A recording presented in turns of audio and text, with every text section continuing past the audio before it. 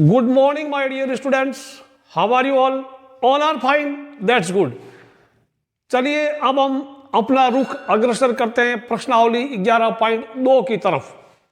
तो 11.2 में घुसने से पहले ये कुछ हथियार है हमारे 1 2 3 4 5 6 हथियार अगर हम लेकर के मैदान में उतरेंगे तो हम आराम से उस युद्ध को जीत सकते हैं। 6 हथियार कौन है?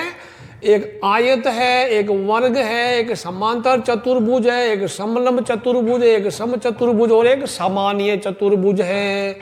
बात समझ में आई नहीं आई? तो ये इनके क्षेत्रफल के सूत्र हैं, ये इनके क्षेत्रफल के सूत्र हैं। इनमें आयत में एक एक करके समझा दूंगा। ये सारी चीजें मैं बताऊं पूरे मेंसुरेशन में या पूरे इसमें क्षेत्र नीति के अध्याय में ये हमारे 1 2 3 4 5 6 हथियार है। तो ये 6 हथियार बड़े काम के, कभी भी आपको पूछ लेना, आपको हमेशा याद होने चाहिए। प्रतियोगी परीक्षाओं में भी इनकी जरूरत पड़ती है। तो आयत का वैसे मैंने आपको 11.1 की शुरुआत में बताया था, ये आयत है। तो आयत का L मीन्स लेंथ, लंबाई, और B मीन्स चौड़ाई। लंबाई इंटू चौड़ाई, लंबाई इंटू चौड़ाई याद कर लिया, आयत का काम हो गया। अब करते हैं वर्ग। वर्ग में A, भुजा अगर A है, ये भी A, तो A इंटू A, इसको ये भी हो गया, ये हो गया, सब समझ में आ गया बच्चों। ये तो आपको याद ही था। आयत L इंटू B, देखो इसमें भी क्या दिक्कत है, ये L है और ये B है, तो L भी A और ये भी B भी A हो गया, तो A इंटू A स्क्वायर हो गया। ये दो तो आपको याद ही है, मुझे पता है। समांतर चतुर्भुज भी आपको पता। समांतर चतुर्भुज में ये ऐसा कोई भी समांतर चतुर्भुज होगा तो ये उसका बेस हो जाएगा, आधार होगा, और हाइट क्या होगी, यहां से सीधी सीधा यहां आप लंब खींचेंगे, यहां से 90 डिग्री वाले बना दो लाइन, ये इसकी H है, हाइट, आधार इंटू ऊंचाई। और त्रिभुज का तो आपको पता ही, त्रिभुज का तो 1/2 B इंटू H होता है। त्रिभुज का तो आपको याद ही, हर वक्त याद रखना। तो 3 हथियार तो आपको पहले ही मालूम थे, 3 चीजें तो पहले ही पता थी। ये अब 3 नहीं, इनको समझना बच्चा। बाद में यहां समझा दे तो समलंब चतुर्भुज क्या होता है। समलंब चतुर्भुज जिसको अंग्रेजी में ट्रेपीजियम बोलते हैं, कोई एक जोड़ा भुजाओं का समांतर होता है। जैसे मैं बात करूं, ये लो, ये हो गया एक समलंब चतुर्भुज। ये भुजा मैं बात करूं AB और CD की, तो यहां बच्चों AB और CD समांतर है या DC, ये समांतर का निशान है, समांतर, यानी इनके बीच की दूरी हर वक्त समान है। इसका नाम समलंब क्यों पड़ा है? क्योंकि आप कहीं से भी आप यहां लंब खींचेंगे, ये भी लंब खींचेंगे, तो इन लंबों की लंबाई समान होती है। बात समझ भाई। अब बच्चों देखो सॉरी, यहां A प्लस B, कोई एक भुजा, समांतर भुजाओं में एक A हो गया, ये A, यहां से यहां तक A है, और दूसरे वाली समांतर भुजाओं में उसकी लंबाई B है। ये बात समझ आई? और ये उसका हाइट हो गया।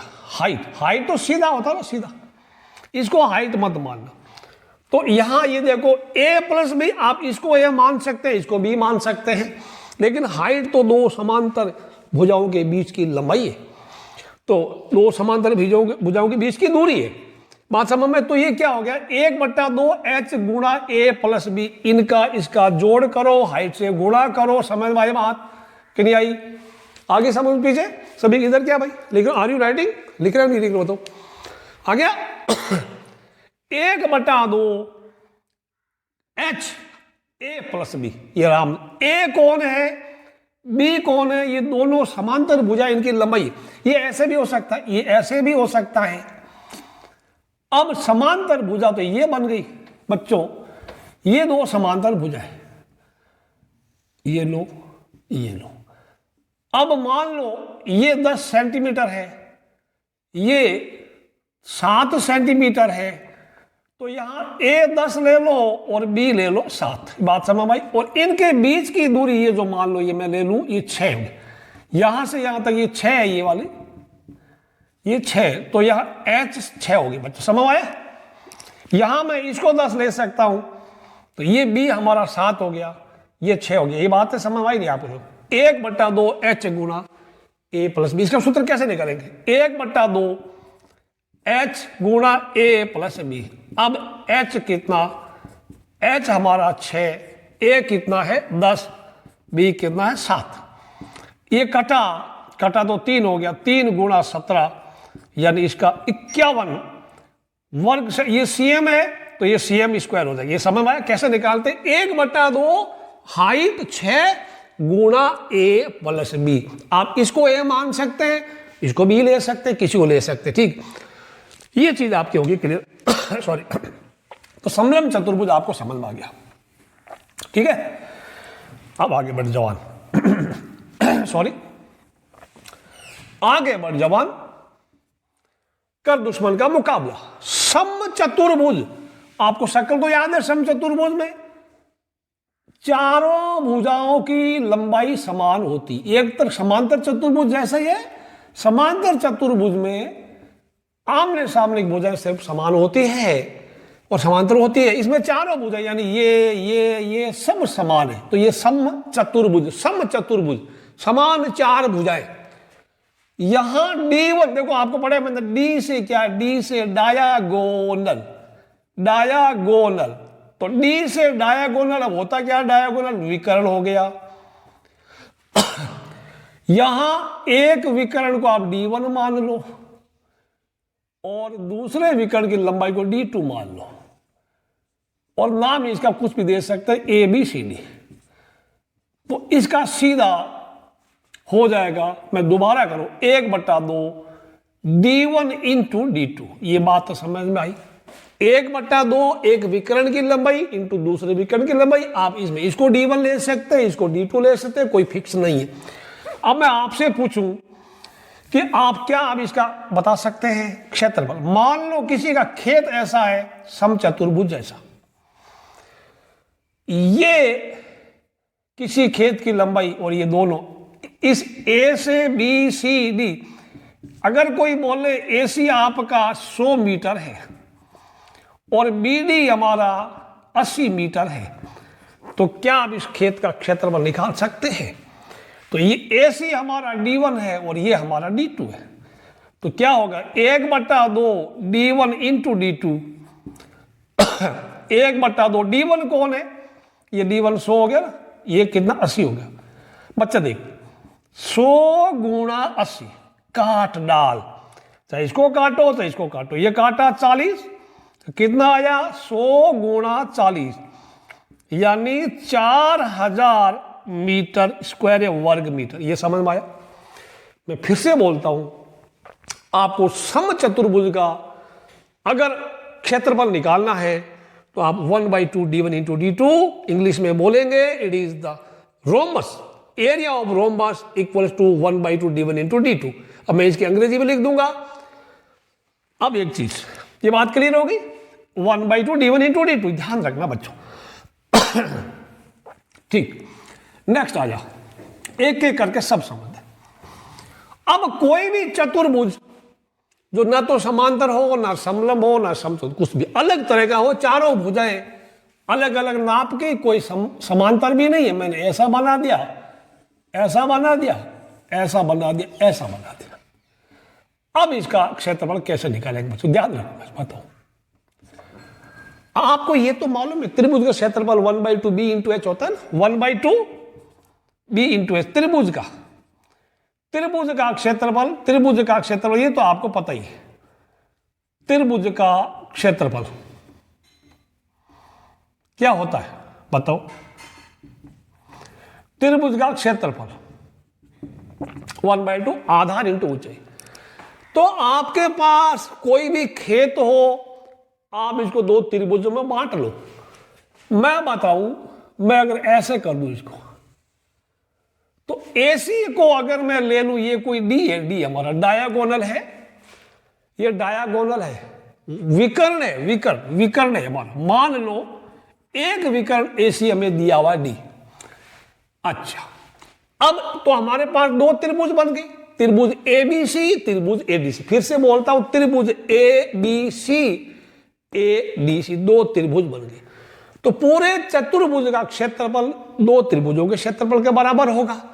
तो आप क्या कर सकते हैं, आप यहां इस त्रिभुज के लिए यहां से एक लंब खींच दो, यानी इस त्रिभुज का ऊंचाई हो जाएगा h1, और अगर यहां से एक और लंब खींचेंगे, ये लंब मतलब 90 डिग्री का कोण है, इसकी ऊंचाई होगी h2। अब देखो बच्चों, मैं समझाऊंगा, ध्यान से देखना। तो इसका क्षेत्रफल कितना हुआ मैं बताऊं, एबीसी या एडीसी का क्षेत्रफल प्लस एबीसी का क्षेत्रफल, एडीसी प्लस एबीसी का क्षेत्रफल। ये देखो एरिया, ए आर, एरिया को मैंने, एरिया को कुछ लोग ए आर लिखते हैं, ए आर एरिया में क्षेत्रफल होता है, क्षेत्रफल, ये समझना चाहिए। ए बी सी डी का क्षेत्रफल बराबर एसीडी, एसीडी दिख रहा है ऊपर, एसीडी ऊपर पड़ा, एसीडी का क्षेत्रफल प्लस एसीबी का क्षेत्रफल। बच्चों एसीडी एक त्रिभुज है, इसका क्या हो गया 1/2, आधार क्या है, ये मैं अगर डी ले लूं, ये पूरा डी है, एसी हमारा डी है, ये वाला पूरा, एसी को मैंने डी ले लिया, एसी को डी तो आधार इसका डी 1/2 डी, और इसका ऊंचाई क्या है h1 है ना, डी इंटू h1। इसका आधार भी अगर एसी ले लें 1/2 डी, इसका ऊंचाई क्या h2 है। अब इसमें हम क्या करेंगे, d/2, देखो मैं इसको वापस लिख सकता हूं, 1/2 बाहर आ गया, और कॉमन ले सकते हैं 1/2, डी भी कॉमन आ गया, डी भी कॉमन आ गया, h1 प्लस h2।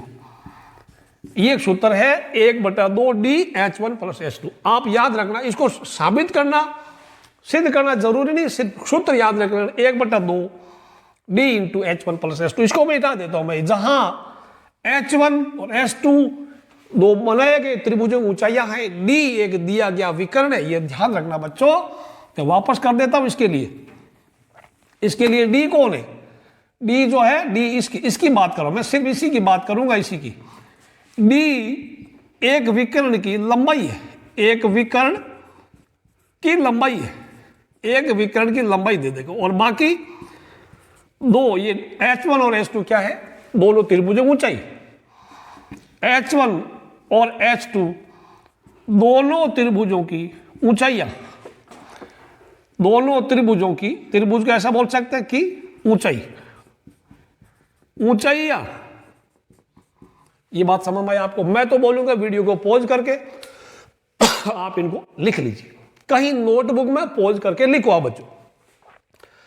अब कुछ विशेष प्रकार की आकृतियां होती है, पंचभुज होता है, षटभुज होता है, उसका कैसे निकालेंगे ये तो लिख लो आप, नोट कर लो आप, ठीक है।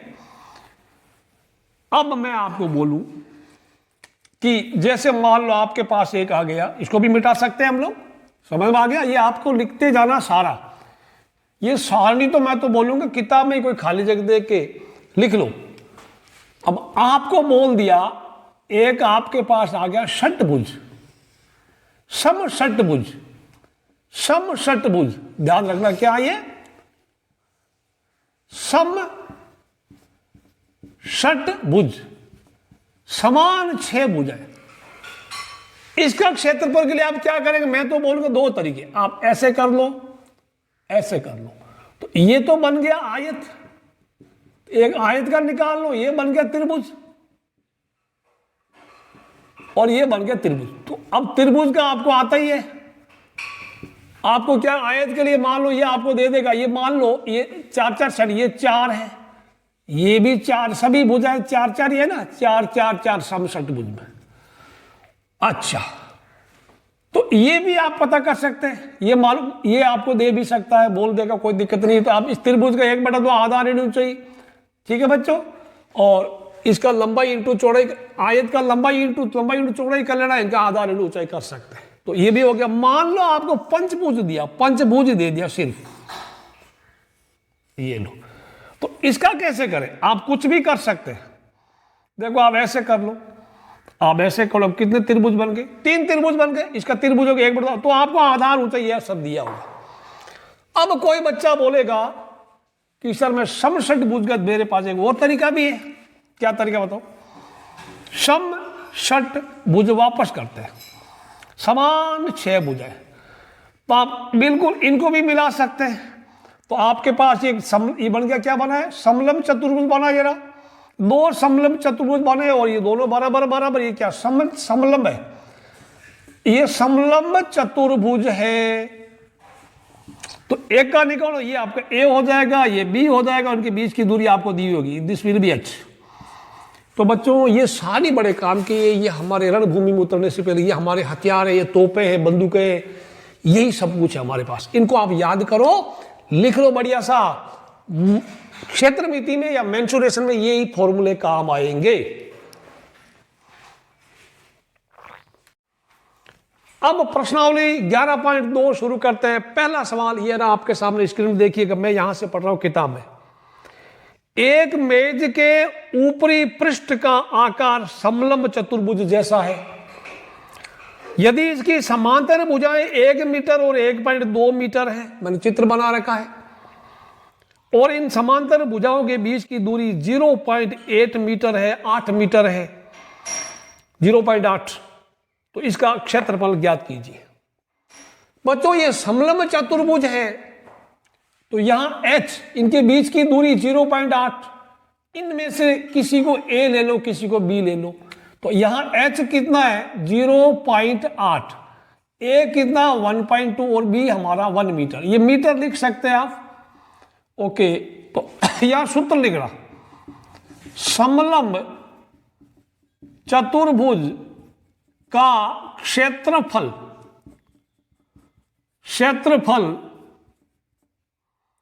बराबर 1/2 h गुणा a प्लस b आप लिखना है।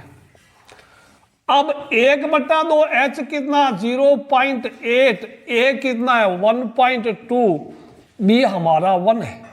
बच्चों इसको जब आप काटेंगे, 2 को इसे काटेंगे तो ये बन जाएगा 0.4, इसको काटो, 0.4 बनेगा, और गुणा 1.2 प्लस ये हो जाएगा 1, ये दिस विल बिकम 2.2। अब देखो 22 चौका 88, 22 चौका 88, पॉइंट कहां लगाना है? पॉइंट के ऊपर देखो, पॉइंट के इधर 1 अंक, पॉइंट के इधर 2 अंक, ऊपर में पॉइंट के राइट साइड में इस तरफ कुल 2 अंक है।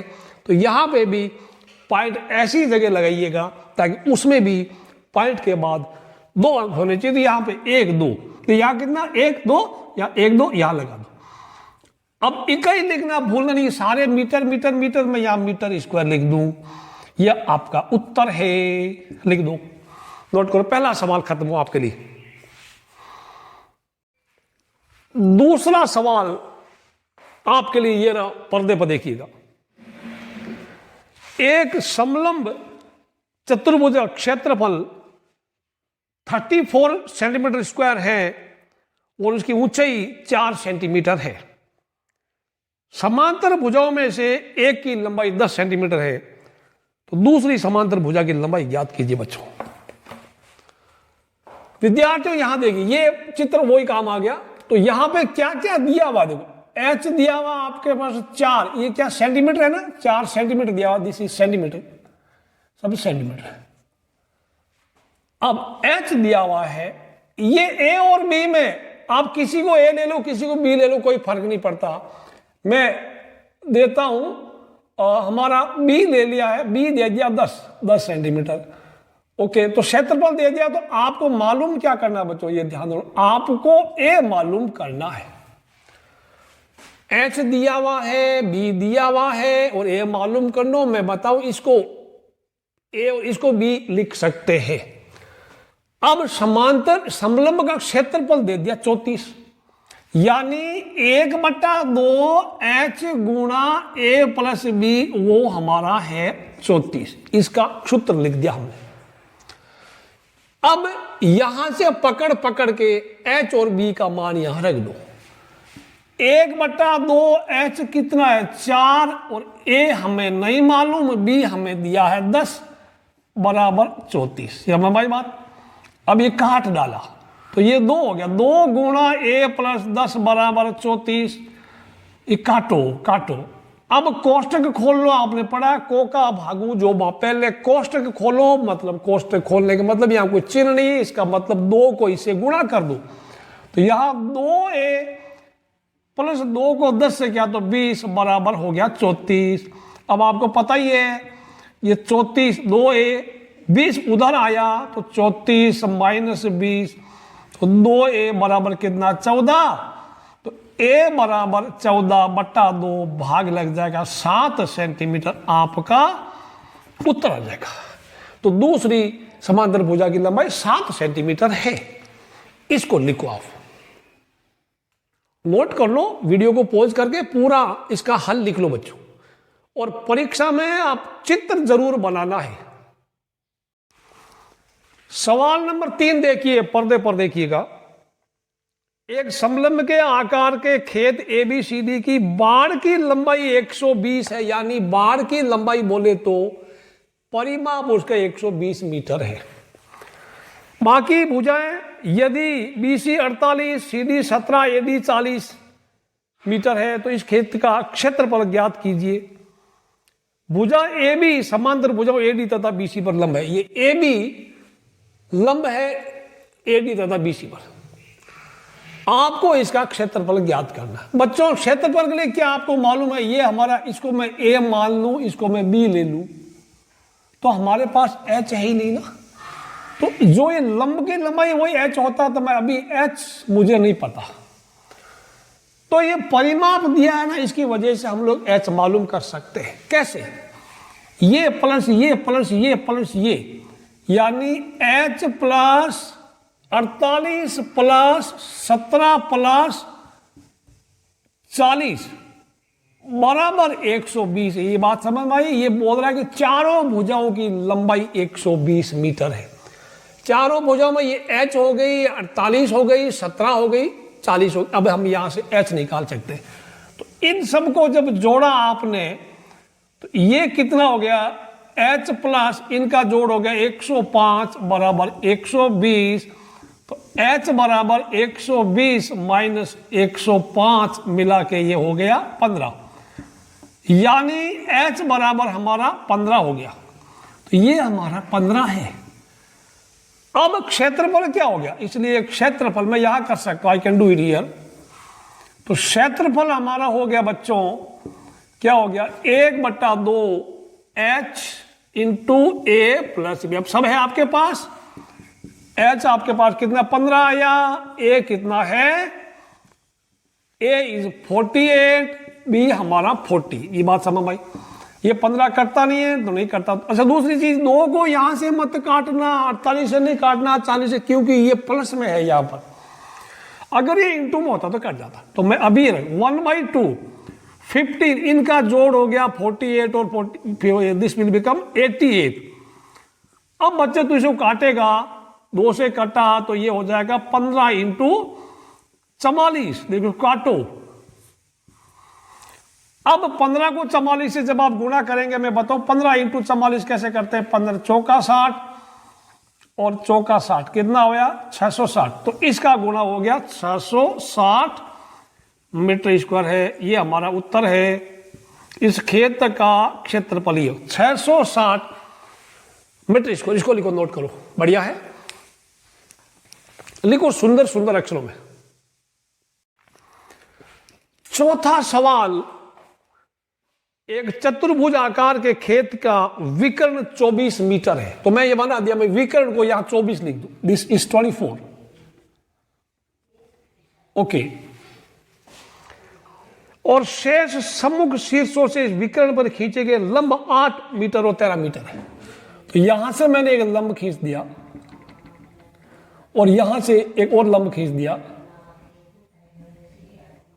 ये 24 वापस लिख दूं यहां पे, ये 8 है और ये 13 है। This is 8 and this is 13।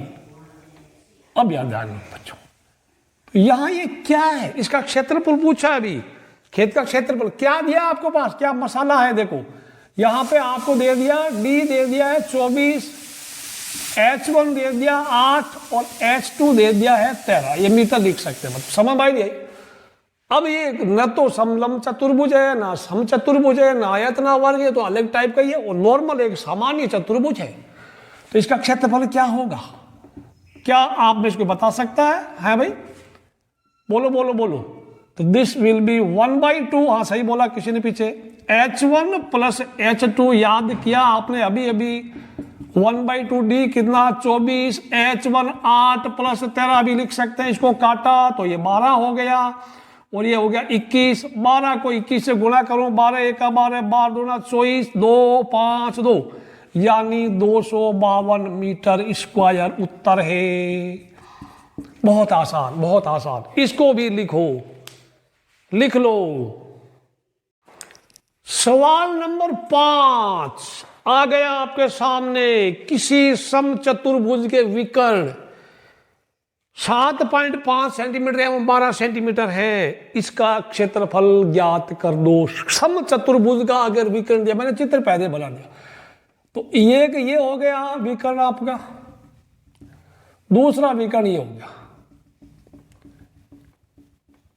कितनी लंबाई दे रखी? 7.5 और 12। तो छोटे वाला 7.5 कर दो, ये वाला 7.5 और ये बड़ा वाला 12 कर दो। तो यहां क्या करेंगे आप? D1 और D2 किसी, या D1 कितना है? 7.5 सेंटीमीटर है और D2 कितना है? 12 सेंटीमीटर है। अब आप सूत्र बताइए, इसका क्षेत्रफल क्या होगा? समचतुर्भुज, समचतुर्भुज का क्षेत्रफल क्या होगा रे? 1/2 D1 गुणा D2। 1/2 D1 आपका जो भी है भाई, किसी को D1, इसको D1 ले लो और ये D2 ले सकते हैं। आप इसको बदल भी सकते हैं। This is D2, D2, D2, D2। तो D1 7.5 इंटू 12 हो गया। अब ये देखो, ये कटेगा, 2 से कटा तो मैं 7.5 इंटू 6 हो गया। आप इसको जब गुणा करेंगे, 6 पंजा 30 पॉइंट लगा, 6 7 42 3 45.0 बराबर लिखो 45 cm स्क्वायर। उत्तर आ गया है। कितने आसान है।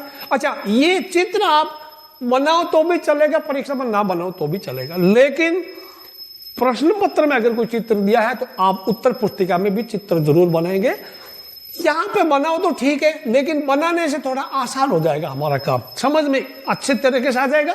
लिखो, लिख लिया।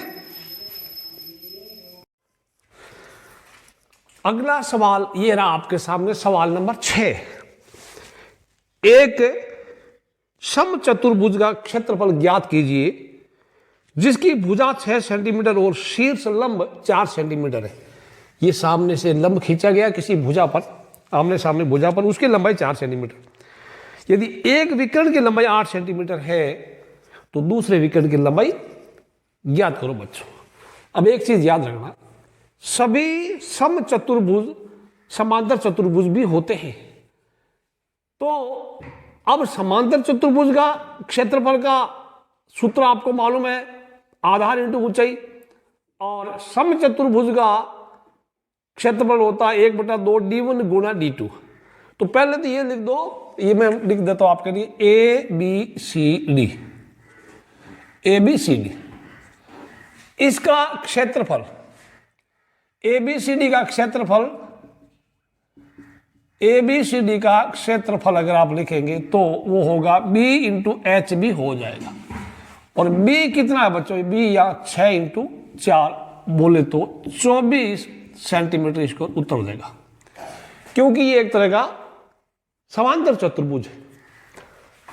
अब उसमें बोला है D1 अगर 8 है तो D2 कितना? यहां आपके लिए कोई दिक्कत नहीं, मैं बोलूंगा B हमारा 6 दे दिया, H हमारा 4 दे दिया, पहले लिख सकते हैं आपका, और D1 दे दिया इसने 8 cm। ये सब cm है।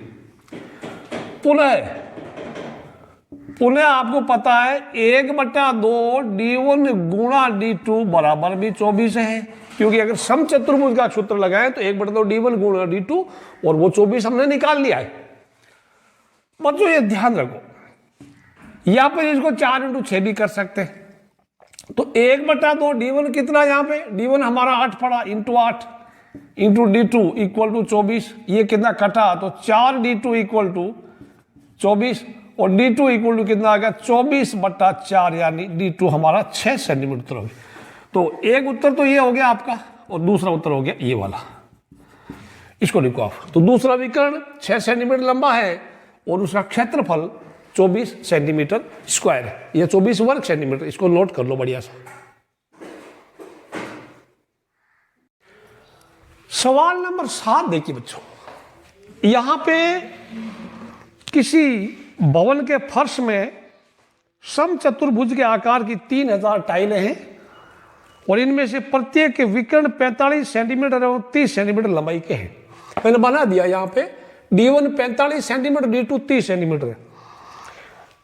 4 रुपए प्रति वर्ग मीटर की दर से इस फर्श पर पॉलिश करने का खर्चा ज्ञात कीजिए, व्यय ज्ञात कीजिए। बच्चों यहां देखिए, अब आपको दिया खर्चा दिया 4 रुपए प्रति वर्ग मीटर, तो पहले इनको मीटर बना लो।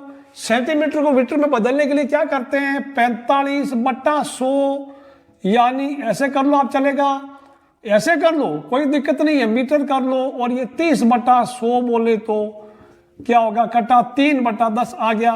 अभी आप पॉइंट में रखो तो भी ठीक है, नहीं रखो तो भी चलेगा, कोई दिक्कत नहीं। अब टाइलों का कुल क्षेत्रफल कितना, एक टाइल का कितना, एक टाइल का क्षेत्रफल देखो, यहां बड़ा काम कीजिए। एक टाइल का क्षेत्रफल हो जाएगा, एक टाइल, ये टाइल का क्षेत्रफल हो जाएगा 1/2 D1 इंटू D2। अब 1/2 D1 हमारा 45/100 और ये हो गया 3/10। ये पड़ा रहने दो, अभी इसको कुछ करने की जरूरत नहीं है क्योंकि अभी बहुत काम बाकी है। एक टाइल, हमारे पास कुल टाइलें कितनी है 3000, तो अब लिखेंगे इसलिए 3000 टाइलों का क्षेत्रफल सीधा कर दो 3000 गुणा ये एक टाइल वाले का 1/2 45/100 गुणा 3/10, काट डाल, कितना हुआ ये 1500 हुआ ना, ठीक है। अब 1500 में एक जीरो और खत्म कर दे, कितना हुआ, अब मैं लिख दूं 15 इंटू 45 इंटू 3/10।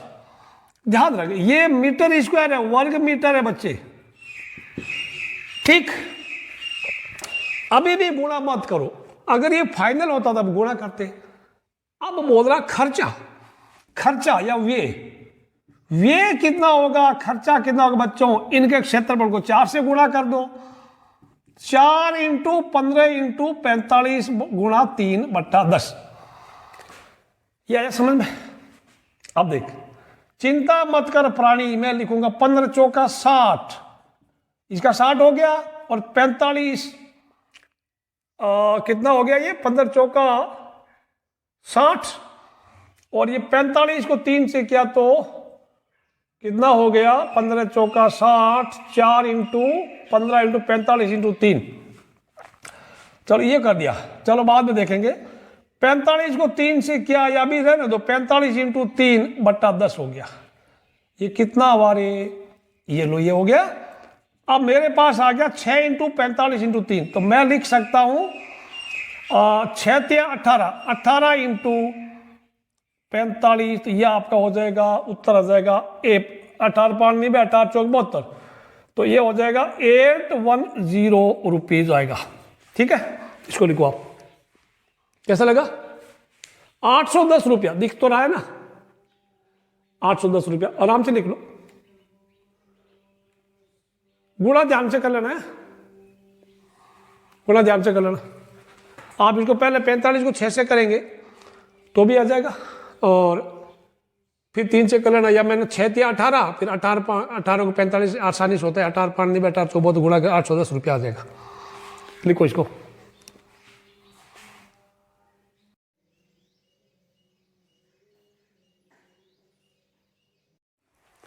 सवाल नंबर 8 देखिए, स्क्रीन पे देखिए, मैंने चित्र पहले बना रखा। एक सड़क है और एक नदी है। मोहन एक समलंब के आकार का खेत खरीदना चाहता है। इस खेत की नदी के साथ वाली भुजा सड़क के साथ वाली भुजा के समांतर है और लंबाई में दुगुनी है, यानी जो नदी की तरफ वाली है वो दुगुनी है लंबाई में। खेत का क्षेत्रफल दे रहेगा 10,500 मीटर स्क्वायर और दो समांतर भुजाओं के बीच की लंबवत दूरी 100 मीटर दे रखी है। तो नदी के साथ वाली भुजा की लंबाई ज्ञात करो बच्चों। इसको कैसे करना मैं बताऊं। यहां आपको कई सारी चीजें दी हुई है। क्षेत्रफल कितना दिया हुआ है, क्षेत्रफल दिया हुआ है 10,500 मीटर स्क्वायर और दोनों के बीच की दूरी, दोनों यानी ये समांतर भुजाओं के बीच की दूरी, इसको हम एच बोलते हैं, एच दिया 100 मीटर। अच्छा, ये वाली हमें कितनी दी है नहीं पता, ये और ये इतना है कि डबल है। तो मान मैं अभी इसको लिख दूं ए बी सी डी, खेत का नाम लिख दिया मैं। तो ये सी डी को मैं अगर इसको मैं ए लिख दूं, इसको बी लिख दूं, कोई फर्क नहीं पड़ता। तो यहां पे मान लो सी डी बराबर ए है और ए बी बराबर बी है, परंतु ए बी सी डी का डबल है।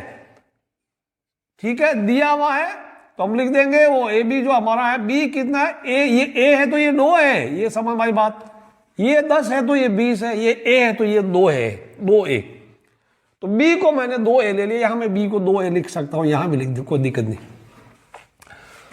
अब क्षेत्रफल हमारा क्या होता है, क्षेत्रफल सूत्र होता है इसका समलंब का क्षेत्रफल। समलंब का क्षेत्रफल हमें दिया हुआ है, दिया हुआ है समलंब का क्षेत्रफल। समलंब का क्षेत्रफल कितना दिया है, 10,500 दिया है। तो ये 1/2 h इंटू ए प्लस बी बराबर हमें दिया 10,500 बच्चों।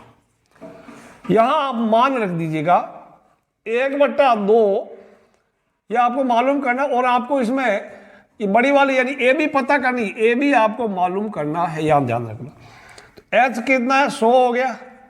ए तो ए है और बी की जगह भी मैं 2a लिखूंगा तो आपका उत्तर आ जाएगा 10,500। इसको कैलकुलेट करो देखे, इसको सरल करो, सिंप्लीफाई करो देखे, 10,500 आ गया। बच्चों इसको काटो आप, ये कितना हो गया, 50 आ गया। तो 50 और a प्लस a, ये 3a हो गया, बराबर हो गया 10,500। अब देखो यहां करते इसको आगे, ये गुणा कर दो 50 को 3 से, 150a बराबर 10,500 हो गया। अब ए से गुणा है, आपने समीकरण सीखा होगा, 10,500 में आप 150 का भाग लगा दो, कितना हुआ, 15 को 15 साता 15 के पावड़े में आता है, 15 साता 75 और एक 0 आ गया, यानी a बराबर 70 आ गया। अब आपसे पूछ रहा है, क्या पूछा है, ये वाली नदी के साथ वाली भुजा की लंबाई यानी ए बी, इसलिए ए बी कितनी है हमारी, ए बी 2a है ना, 2a यानी a का डबल, 2 इंटू 70 बोले तो 140 मीटर है हमारा, 140 मीटर। ये आपका उत्तर, इसको नोट करो बढ़िया से। कैसा लग रहा है, ठीक लग रहा है, शाबाश। सवाल नंबर 9 ये रहा आपके सामने, एक सा चित्र बना रखा, मैंने भी बना दिया है। एक ऊपर उठे हुए चबूतरे का ऊपरी पृष्ठ अष्टभुज के आकार का है, जैसा कि आकृति में दर्शाया गया है। अष्टभुजी पृष्ठ का क्षेत्रफल ज्ञात कीजिए बच्चों। तो ये इसकी सभी भुजाएं 5 5 5 5 है, तो मैं यहां ऐसा भी कर सकता हूं, ये भी 5 है, ये सब 5 5 है। तो यहां पे क्या हो रहा है, एक तो एक हमारा आयत बन गया ABCD नाम का और 2 समचतुर्भुज बन गए। तो हमारा कुल क्षेत्रफल जो होगा, कुल क्षेत्रफल होगा, देखो पहले, अच्छा इसमें क्या होगा, ये समलंब चतुर्भुज में हमारा क्या होगा, देखो मैं बताऊं, समलंब आयत में ठीक है, तो आयत के लिए हमारे पास हो जाएगा L हो जाएगा 11 और B हो जाएगा हमारा 5, आयत का B हमारा 5 हो जाएगा। और समलंब के लिए क्या हो जाएगा, समलंब के लिए, उसके लिए हमारा पास A में अगर 11 मान लूं और उसका H A11, B 5 है, इसका है ना, B 5 है और उसका H है 4, ये सारी चीजें हमारी हो गई। समलंब में समांतर भुजा, एक समांतर भुजा 11 और दूसरी समांतर भुजा 5। यहां पर एक आयत है और दो समलंब चतुर्भुज है, एक नीचे वाला ये वाला ABCD में EF कर दूं और यहाँ GS नाम लिख सकते हैं, कोई खर्चा नहीं लगेगा नाम लिखने में बच्चों। तो कुल क्षेत्रफल एक आयत का क्षेत्रफल प्लस दो समलंबों का क्षेत्रफल, यहां लिख दीजिए कुल क्षेत्रफल बराबर आयत का क्षेत्रफल प्लस दो समलंबों का क्षेत्रफल। ये लिखिए,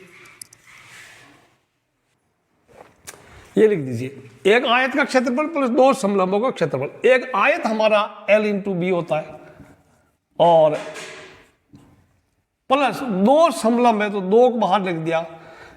एक समलंब का क्या होता है 1/2 H गुणा A प्लस B ये होता है। अब L इंटू बी तो मैं यहां से 11 इंटू 5 कर दूं, 11 इंटू 5। अब ये दो और ये दो कट भी सकता है, काट दूं मैं तो क्या हो गया H कितना हमारा, H कहां गया, H पड़ा 4। A प्लस A बोले तो 11 और B बोले तो 5।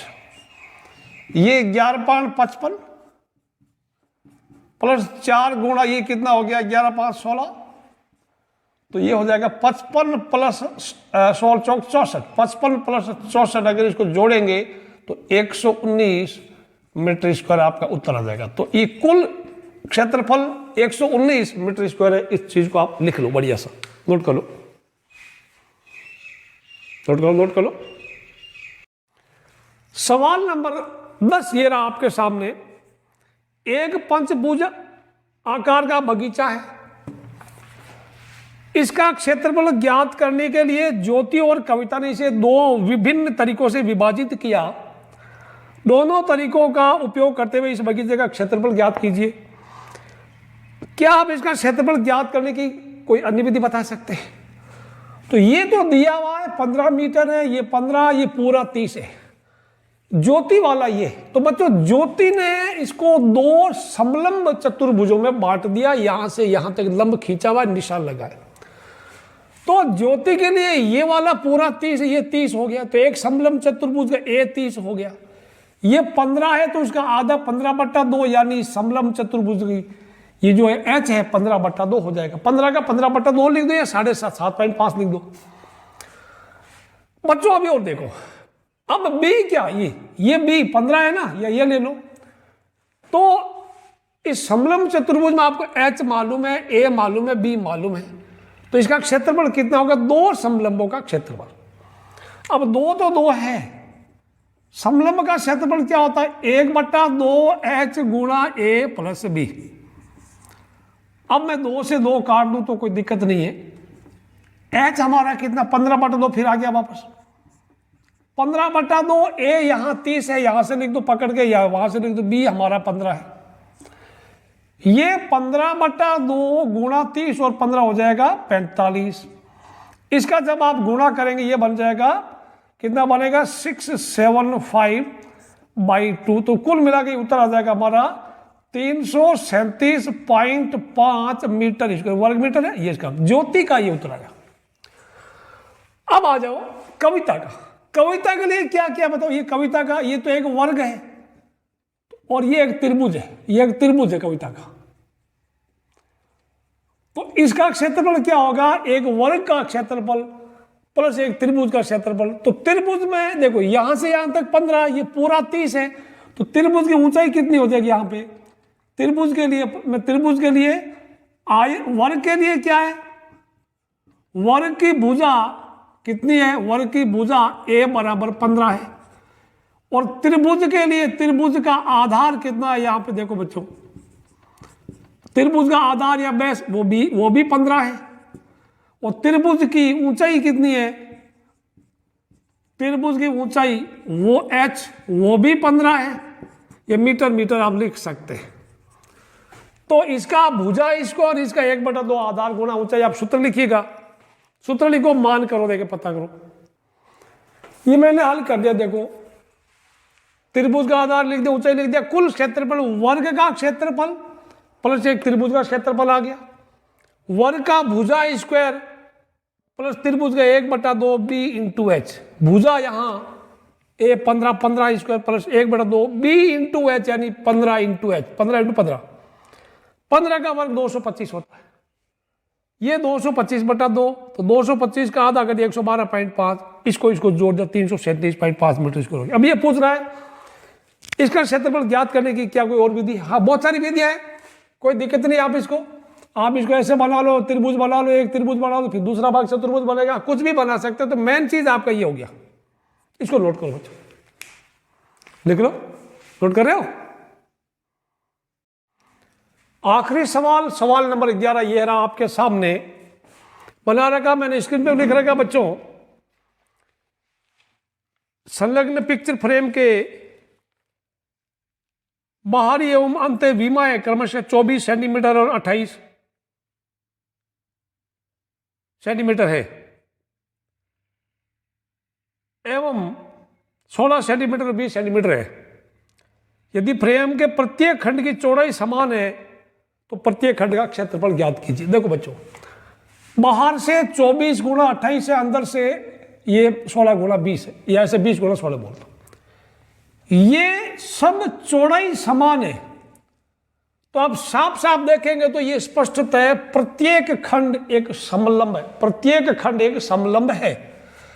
अब मैं आपको बताऊं, कैसे भी कर लो, ये पूरा कितना है? ये पूरा 28 है, ये 20 है, ये 28, ये 20। देखो AG 28 है, AG कितना 28 है हमारा, और DH कितना है? वो 20 है, ये 20 है ना।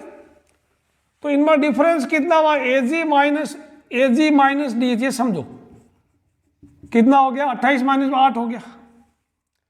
मतलब ये हुआ कि यहां से यहां तक ये भी 4 है, ये 4 है, यहां तक ये 4 है, और ये इधर से हम करेंगे तो ये भी 4 ही है। अब ये इसका मतलब ये हुआ कि ये जो है ना, ये 4 है ना, मतलब ये भी 4 है, ये 4 है यहां से यहां तक, समझ आया? ये भी 4, तो ये कितना होगा? ये भी 4 है। यानी ये जितने भी समलंब चतुर्भुज है सभी की समांतर भुजाओं के बीच की दूरी 4 है। मैं इसको भी मिटा सकता हूं, इसकी जरूरत नहीं पड़ेगी, ये 4 इसकी जरूरत पड़ेगी। अब ये तो लिख दिया, यहां पर लिख सकते हैं। इसलिए स्पष्ट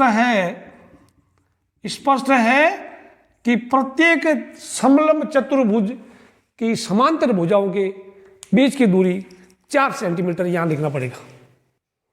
अब याद देखो, मैंने इसको सॉल्व कर दिया। समांतर भुजाओं के बीच की दूरी 4 होगी, समझ आया नहीं आया? वहां पर देखो ये कितना है, ये 28 है, ये 20 है, तो 8 कम हो गया, यानी इधर से 4 कम, इधर से 4 कम, इतना कम हुआ है। तो ये मतलब ये 4 सेंटीमीटर प्रत्येक समलंब का इसका ऊंचाई है। समांतर भुजाओं के बीच की दूरी 4 सें। अब ABCD और H, ये वाले का, इसका नीचे वाले का और इसका ऊपर वाले का क्षेत्रफल समान है। इन सभी के लिए A 24 है, तो ये भी 24, इनके B हमारा 16, ये भी 16 इधर है, ये 16 है, ये भी 24, और इन H 4, तो प्रत्येक का क्षेत्रफल लिख दिया 1/2 H × A + B, आपने मान रख दिया है 4, H 4 हो गया, 2 हो गया, 24 + 16 यानी A + B, 2 गुणा 24 + 16 40 हो गया, तो 80 सेंटीमीटर यानी स्क्वायर आएगा। इसका भी 80, इसका भी 80। अब आ जाओ ये वाले BCEF ये वाला, और ADHG, इनका कितना? 28 है, इसका भी 28 है, ये इधर लिखा है 28, इनका भी 20 है, H इनका भी 4 है, प्रत्येक का क्षेत्रफल 1/2 H × A + B, 1/2 × 4 × 28 + B 20, 1/2 4, 2 हो गया, या 48 हो गया, 48 को 2 से गुना किया 96 हो गया बच्चों। इसको नोट कर लो, ये हमारी प्रश्नावली 11.2 थी। वीडियो को लाइक करना, शेयर करना, सब्सक्राइब करना। See you in next video, till then bye bye.